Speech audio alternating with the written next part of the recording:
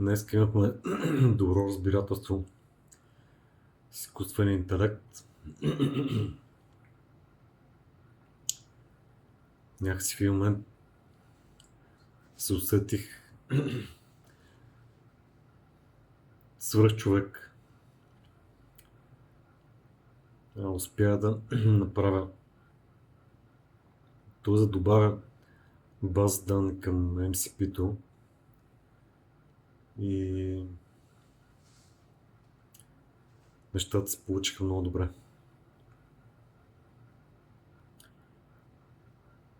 След това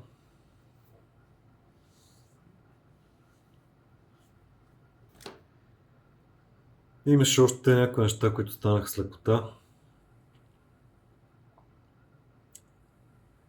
И общо взето съм доволен от днешния ден. Благодарен съм. Радвам се, че си изпълних задачките, включително и един личен ангажимент, който бях поел, който за щастие се оказа по-скоро фалшива тревога, отколкото проблем с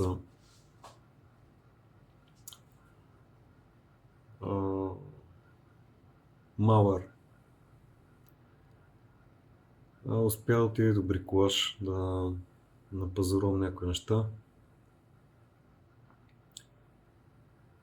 Минах и през Lidl да напазарувам и мисля, че съвсем след малко директно ще оплювам и съм готов за лягане.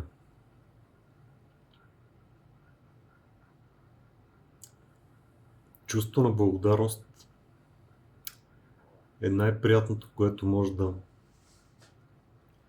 задържа човек. И доколкото знам, и както се казва, както пише по дебелите книги и както казват всички, които се занимават с закона на привличането, когато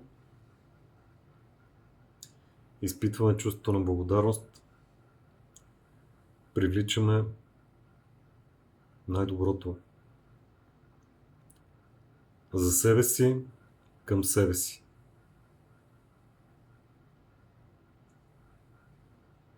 И някакси то се умножава.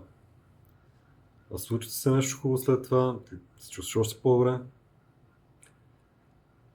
И така.